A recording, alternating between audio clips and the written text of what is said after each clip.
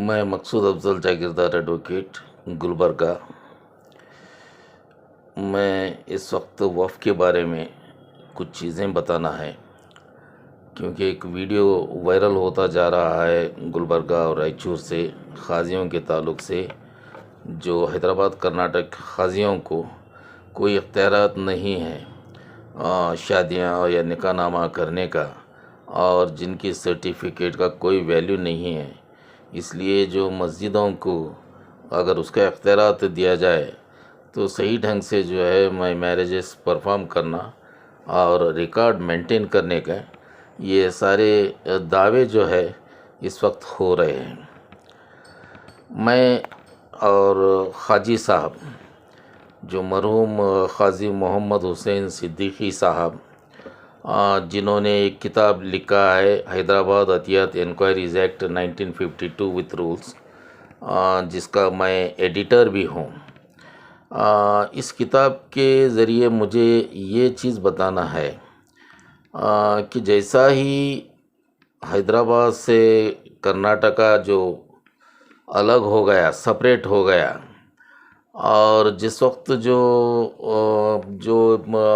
Fact finding committee थी justice फजल अली की, और वो कमेटी के रिपोर्ट के मुताबिक 1963 के बाद जो भाषा के जो बेस पे जो स्टेट्स को डिवाइड किया गया है, उसमें एक प्रोविज़न ऐसा भी था जो कई एक्ट्स जो है स्टेट अपने लिए बना लेना, और जो हैदराबाद एक्ट्स जो है उसके मद्देनज़र बनाना बोल के। और एक ख़ास करके एक प्रोविज़न हम यहाँ पे बताए हैं कि हैदराबाद अतियात इंक्वायरीज़ एक्ट के बारे में, जिसमें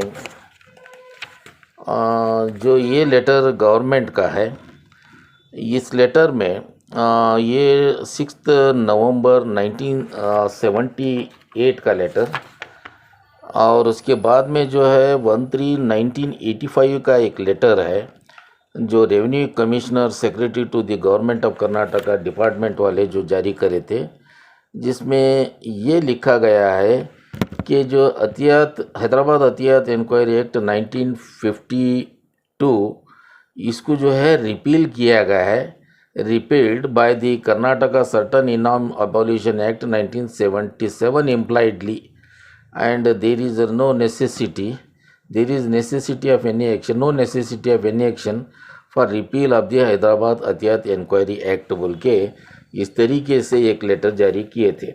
लेकिन इसके बावजूद भी अगर एक प्रोविज़न देखा गया, section 119 of the section 119 and section 120 of the states reorganisation act, जिसमें जो है नए एक्ट्स जो है अगर क़ायम करना चाहते हैं तो जिसका मतलब होता है कि प्रीवियस एक्ट जो पहले चलते आ रहे थे वो ख़त्म हो गए बोल के। अगर कोई एक्ट नया नहीं आया उसके जगह, तो वैसे सूरत में जो प्रीवियस एक्ट जो स्टेट का है वही कंटिन्यूएशन में रहेगा बोल के।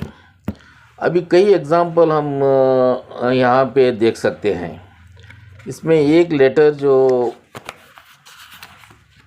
इसका गवर्नमेंट का जो ऑर्डर है, गवर्नमेंट का ऑर्डर, फर्स्ट मैं जो ये बता रहा हूँ आपको, जो लेटर जो कंटिन्यूएशन में आया, जो हमारे पास चलते आ रहा था, जो क़ाज़ियों को एन्युइटी आज भी दी जा रही है, वो हैदराबाद अतियात इंक्वायरी एक्ट के तहत दी जा रही है। और दूसरी बात, जो क़ाज़ियों को जो सक्सेशन सर्टिफिकेट आज भी हैदराबाद अतियात इंक्वायरी एक्ट के तहत दी जा रही है। कहीं भी ऐसा नहीं बोले कि जो है एक्ट रिपील हो गया है, इसीलिए जो ना तुमको सक्सेशन सर्टिफिकेट देंगे, ना तुमको तस्दीक अलाउंस देंगे, ना कोई एन्युइटी तुमको देंगे बोल के। तो इस लिहाज से हमारा ये कहना है कि आज भी हैदराबाद अतियात इंक्वायरी एक्ट 1952 आज भी जो है कर्नाटका में, ख़ास करके हैदराबाद जो कर्नाटका एरिया में आज भी जो है कंटिन्यूएशन में है बोल के। अब रहा सवाल वक्फ बोर्ड के ताल्लुक से। वक्फ बोर्ड का ये कहना है कि जो है मैरिज सर्टिफिकेट्स हम देते हैं और जो है क़ाज़ियों को कोई अख्तियारात नहीं है, और लिहाजा जो है गवर्नमेंट हमारे को लेटर दिए हैं जो आप इस वक्त जो बोल रहे हैं।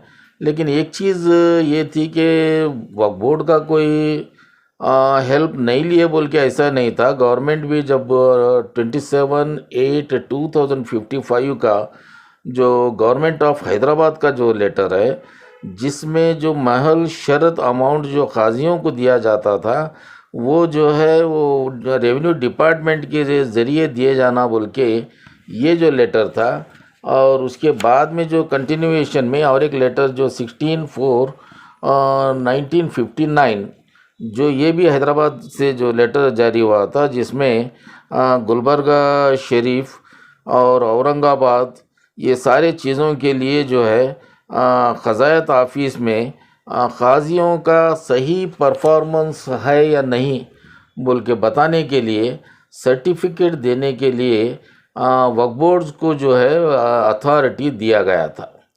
तो मेरा कहना यह है कि जो हैदराबाद के जितने भी एक्ट्स लेटर्स आ गए, और वो डायरेक्शन ये थे कि जो है हैदराबाद जो वक्फ बोर्ड हैं उनका जो है सिर्फ निगरानकार के तौर पे, क़ाज़ी ऑफिस के निगरानकार के तौर पे जो है उनको क़ायम किया गया था, और वो सर्टिफिकेट देने के बाद में भी उनका जो है तस्दीक अलाउंस जारी किया जाता था।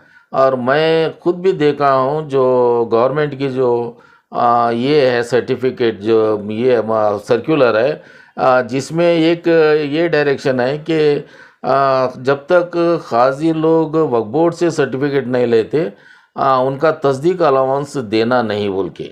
मैं सूट भी इस तारीख से फ़ाइल करा था कि गवर्नमेंट को ये अख्तियारात नहीं है कि जो है वक्फ बोर्ड को डायरेक्शन देना और वक्फ बोर्ड जो है मेंटेन करके जो है रिपोर्ट फाइल करना कि क़ाज़ी जो है सही काम करे हैं, और इनको जो है तस्दीक अलाउंस देना बोल के इस तरीके से जो ये देना गलत है बोल के मैं सूट भी फाइल करा था। अभी तो रिज़ल्ट नहीं आया। अब मेरा ये कहना है कि अब जो क़ाज़ियों के ताल्लुक़ से हैदराबाद कर्नाटका के क़ाज़ियों के ताल्लुक़ से मैं एक चीज़ ये क्लियर करना चाहता हूँ कि क़ाज़ी एक्ट 1880 जो था वो क़ाज़ी एक्ट ना हैदराबाद कर्नाटका क़ाज़ियों को काम आया, ना ही जो दूसरे स्टेट के दूसरे डिस्ट्रिक्ट के क़ाज़ियों को काम आ गया। यहाँ पे एक चीज़ सबको मालूम है कि जो दूसरे डिस्ट्रिक्ट के क़ाज़ियाँ जो फंक्शनिंग नहीं करते हैं, वहाँ पे मसाजिदें फंक्शन करते हैं और वो पूरे निकाहनामा वही लोग मेंटेन करते हैं बोल के ये बात है।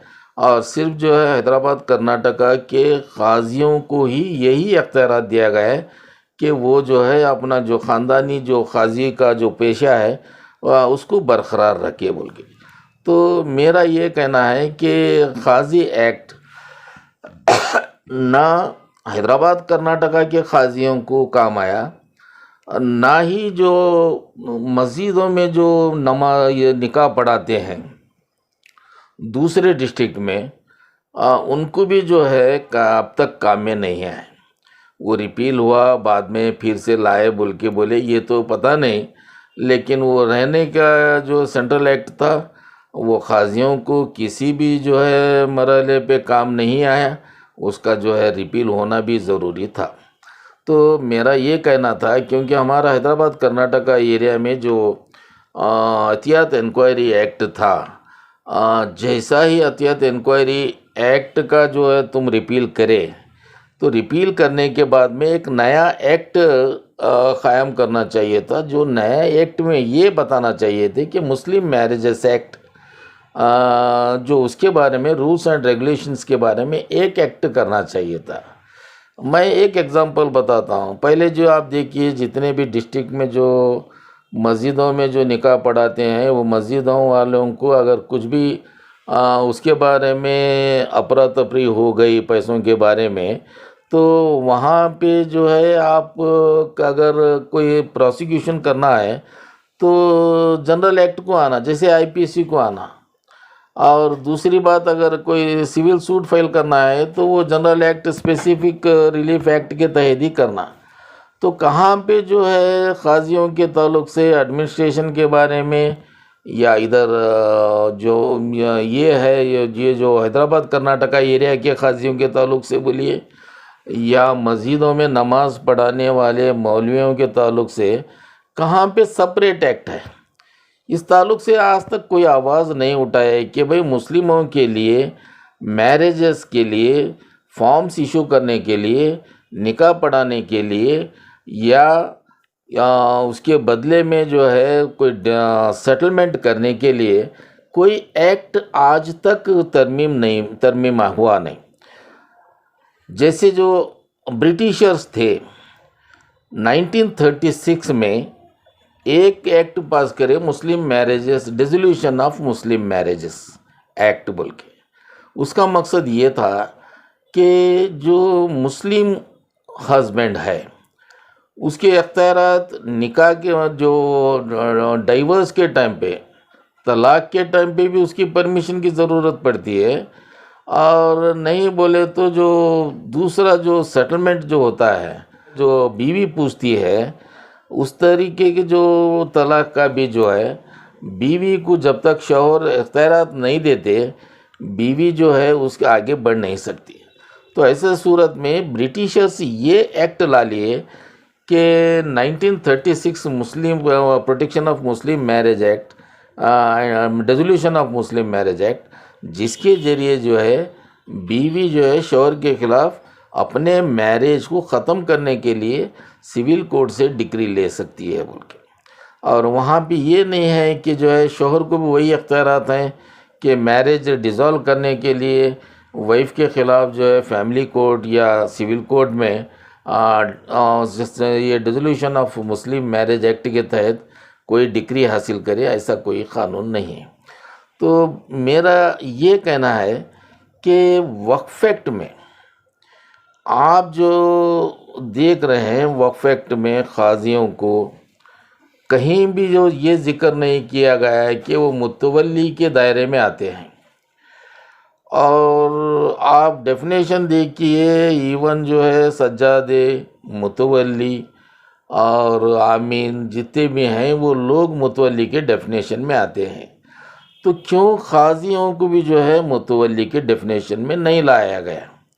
दूसरा सवाल ये है कि अगर काजियों को मुतवल्ली के डेफिनेशन में नहीं लाया गया तो हैदराबाद जो एक्ट के हिसाब से, एहतियात इंक्वायरी एक्ट के हिसाब से जो प्रॉपर्टीज़ काजियों को मिले हैं उनको जो है वक्फ प्रॉपर्टीज़ बोल के आप 1974 के जो फर्स्ट गैजेट में जो शामिल करे, वो भी गलत है। इसीलिए अगर काजियों की जो वो प्रॉपर्टीज़ हैं वो वक्फ प्रॉपर्टीज़ हो सकते हैं, तो काजियों का इदारा भी जो है वक्फ का इदारा बोल के आप जो है इसका अमेंडमेंट कर लेना चाहिए थे। 2013 तक जो है वक्फ एक्ट को अमेंडमेंट करते ही आ रहे हैं। कितनी बार वक्फ एक्ट अमेंडमेंट करेंगे? मेरा ये दावा है कि वक्फ एक्ट इस वक्त जो है इतना इफ़ेक्टिव नहीं है जो दूसरे एक्ट के मुकाबले में। और जो बोर्ड है, वक्फ बोर्ड, स्टेट वक्फ बोर्ड, इस वक्त इतना सही जो है ढंग से जो एडमिनिस्ट्रेशन नहीं कर सक रहा। और वक्फ एक्ट को 1954 से आज तक वक्फ एक्ट वो नहीं समझे, ये मेरा चैलेंज अभी भी है। तो मेरा ये कहना है इसके बारे में कि सोशल मीडिया में जो लोगों के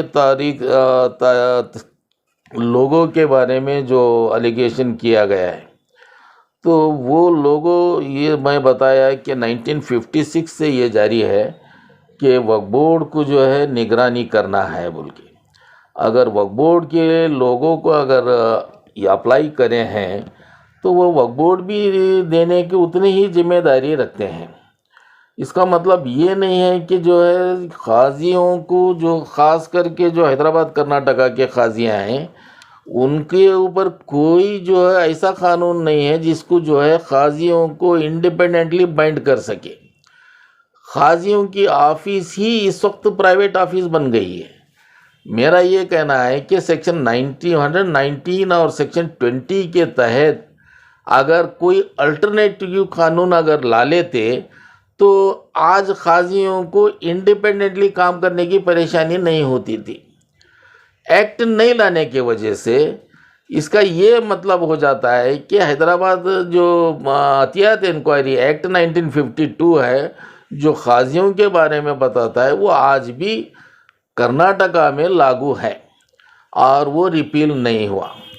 रही दूसरी बात, रजिस्ट्रेशन काजियों के सर्टिफिकेट पे रजिस्ट्रेशन नहीं हो रहा, काजियों के सर्टिफिकेट को जो है एम्बेसी नहीं मान रही, फॉरेनर्स मान रहे नहीं बोल के ऐसे जो एलिगेशंस करे हैं, तो उनके लिए मेरा एक ही सवाल है कि स्टेट्स रीऑर्गेनाइजेशन एक्ट के बाद कोई काजी एक्ट यानी मैरिजेस परफॉर्मेंस ऑफ मैरिजेस के बारे में कोई एक्ट नहीं बना और जितने भी जो है मैरिजेस हुए हैं और जितने भी जो है मैरिज सर्टिफिकेट्स दिए हैं वो आज भी जो है कोई एक्ट के तहत नहीं दिए गए।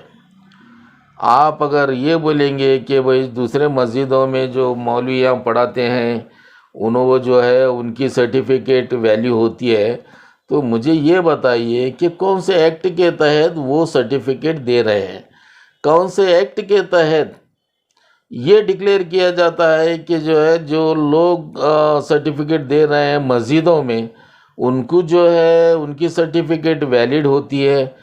कौन सा एक्ट ये बताता है कि जो लोग सर्टिफिकेट जो काजी ऑफिस से लेते हैं उनकी सर्टिफिकेट इनवैलिड होती है? कहीं भी ये चीज़ नहीं है। तो मेरा साफ ये कहना है कि वक्फ एक्ट में आप देखिए कहीं भी जो है ये नहीं बताया गया कि जो काजियों के ताल्लुक से वक्फ बोर्ड जो है कंट्रोल करना चाहिए। वक्फ बोर्ड में एक सिंगल डेफिनेशन काजी के बारे में नहीं है। तो ऐसे सूरत में स्टेट वक्फ बोर्ड का क्या काम है इस वक्त? क्यों स्टेट वक्फ बोर्ड इन्वॉल्व हो रहा है? अगर स्टेट वक्फ बोर्ड को निगरानकार की तरह अगर गवर्नमेंट मानती है तो बात ठीक है। स्टेट वक्फ बोर्ड ये कह रहे हैं कि हम सर्टिफिकेट जारी करेंगे मस्जिदों के ज़रिए नामा जो ये होना, तो ये कहाँ वक्फ एक्ट में लिखा गया है? कहाँ पे जो है इस तरीके के पावर लिखा गया है जो आज जो लेटर भेज के जो है आवाम को परेशान कर रहे हैं, गुमराह कर रहे हैं?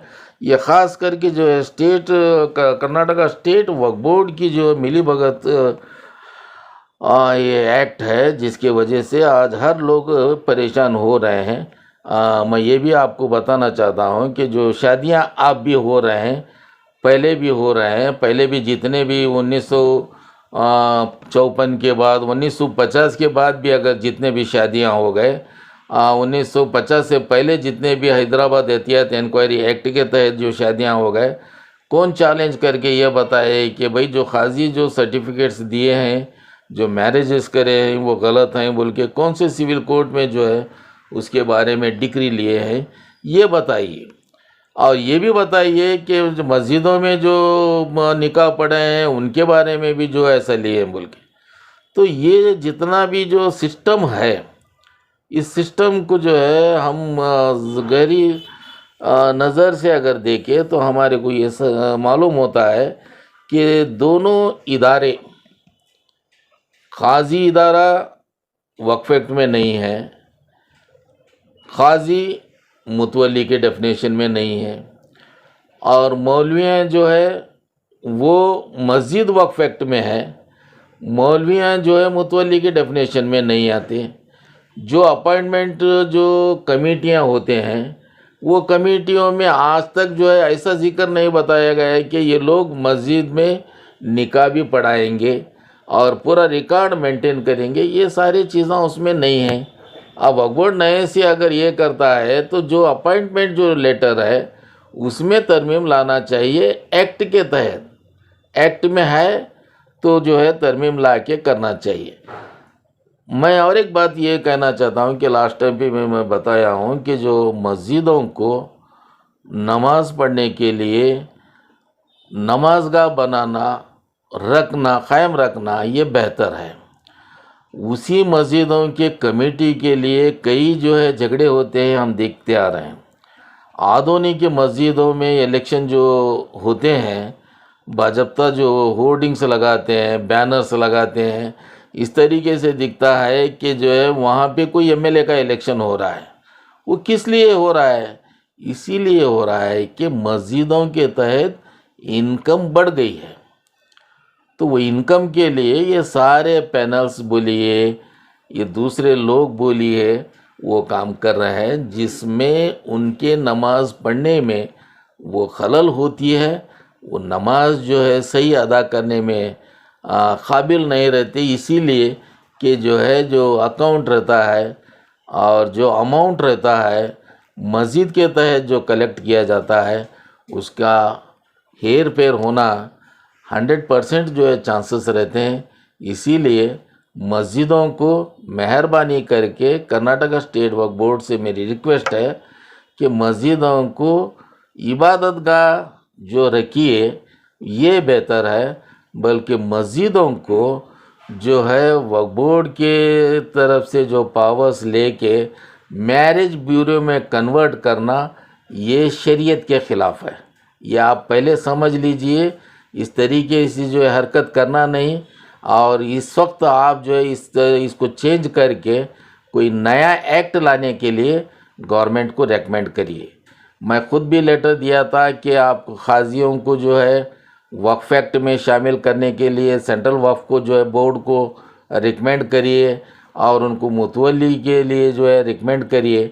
अगर आप करते तो उन पे कंट्रोल कर सकते थे, उनका अपॉइंटमेंट भी आप कर सकते थे।